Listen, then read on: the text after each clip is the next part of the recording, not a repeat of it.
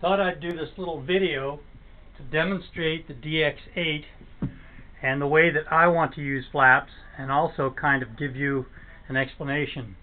On the wall you can see what I like to call my pizza plane. It's actually a liter 480 that's been modified for flaps. Here's the DX8, and as I check the surfaces you can see aileron on this. I'm a finger flyer. I tend to fly like this, and I use the throttle with this hand. My typical approach is to come back to low throttle and to slide my thumb up here. I don't like using the switch. I don't like using the switch because I never really know, when I first build an airplane, where the best flap settings are. You can see with the slider, I'm now at the halfway position.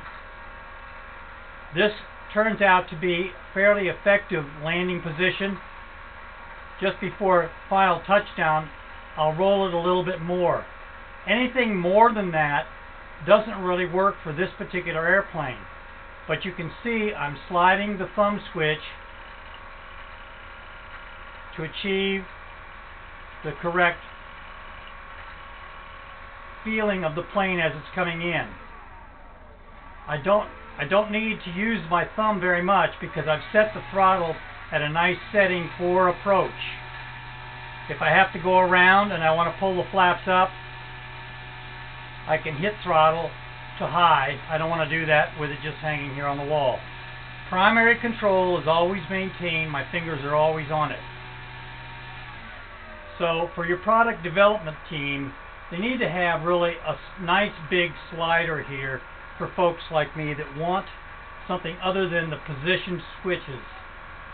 Actually, the position switches, once you figure out where the flap settings are best set, for instance, like I indicated, this is nice for the interim approach, and final is usually right about there.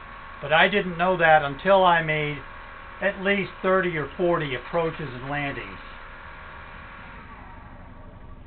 That's my little tutorial on why I think the physical layout on the DX8 needs some improvement. And really, if you could just put the slider switch over here, or even so that you could work it and still maintain your thumb right there, that would be the best option.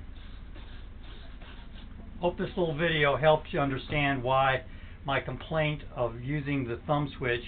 And also, with flaperons, the workaround, it's working just the opposite, and I still have not found a way to get flaps to come down by pulling down on this, flaps to go up by pushing up on it.